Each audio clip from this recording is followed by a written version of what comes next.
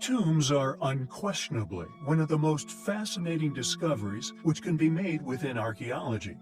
The burial location of lost kings and emperors, due to the legacy and prestige of the individual.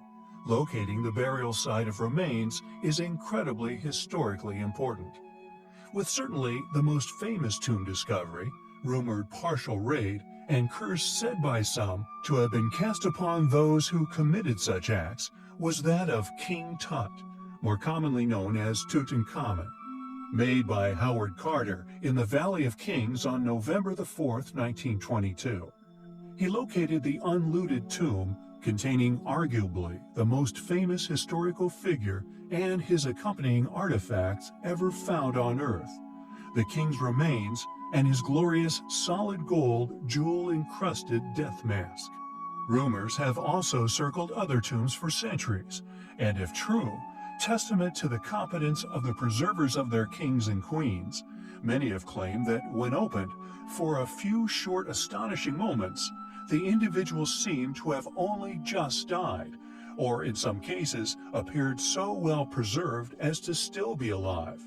Also claimed to have decayed in the air before the discoverer's eyes. This reported worldwide from England to Antarctica, yet physical documentation of such phenomenon remains lacking. Yet I digress.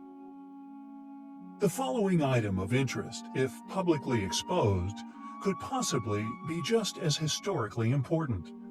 Recently discovered within Inner Mongolia, a sparsely populated yet enormous span of terrain, this find, quietly studied and, interestingly, although clearly of an incredibly curious form, was photographed very little. A typical symptom we often encounter when a find is made, which includes civilian assistance.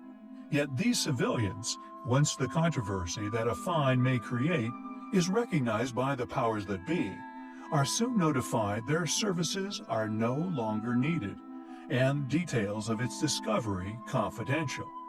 Such as the media backout incurred within Cheops when Ganton Brink's robot successfully tunneled into a secret inner chamber, once rumored to have been connected to, or the tomb of the Egyptian god Osiris.